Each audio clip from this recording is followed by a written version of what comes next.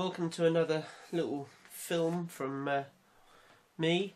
I've had one or two people ask me what scoops I'm using on my rifles, and thought I'd just drag 2 or 3 out and just show you what I'm mainly using.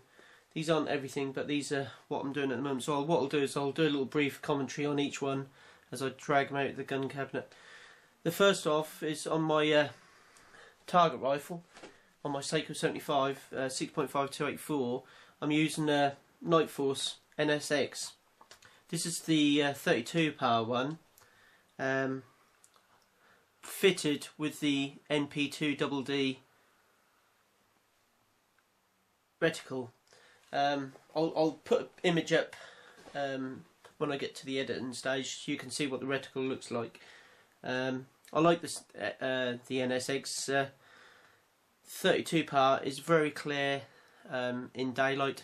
I do use it for foxing, which is nice about these scopes because they are also illuminated.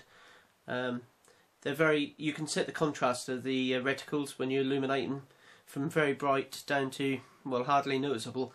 But we all know what the quality of Nightforce is. They are bomb-proof, and obviously with the long-range shooting, dialing and that, the turrets are dialable and also repeatable. So that means that you can dial in what windage or what elevation you need, and then go back down to your zero, and then the gun will come back to zero.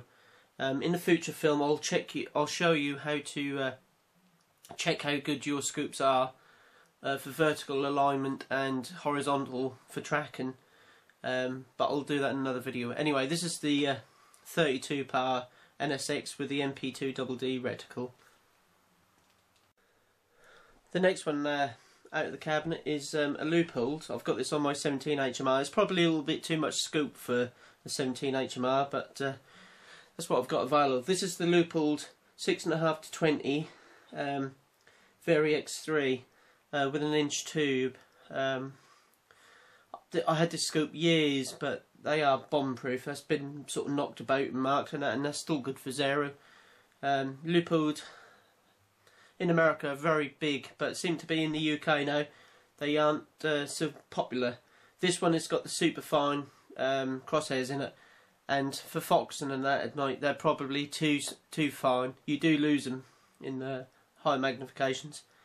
But rabbit shooting during the day and that, they're spot on. They're really good. As I say, I'll put an image up so you can see the crosshairs. So that's the Leupold 6.5 to 20 on my 17 HMR. Right, as you can see, this is the last scoop, significant scoop I've got in my collection. This is the 12 to 50 by 56 PM2 made by Schmidt and Bender. Admittedly, I didn't buy this new. I wouldn't like to pay for it new. They're nearly £2,500 in the UK. I'd imagine in the USA they're probably near $4,500. But I got this one in the line, so I had it. This is at the moment not sitting on the rifle. This is for a possible new build in the new year, but I'll tell you more about that as and when. So that's for a project rifle. But I thought, as I had it, I'd just show you. This is the non-illuminated reticle. You can get them illuminated, but this is the non-illuminated one.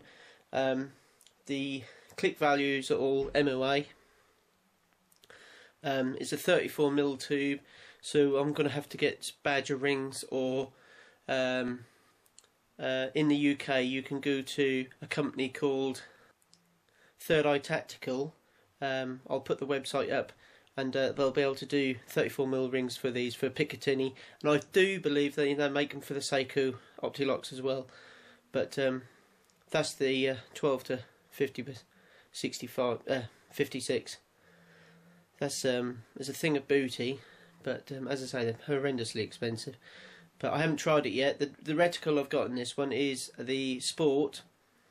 For about £200 I could get a Sport Fine put in, but until I try it, I'm going to leave it as it is. But there is an option I can go down to a slightly thinner reticle if I want. The Sport is okay, but it's very similar to the NP2DD in the Nightforces, which I do like.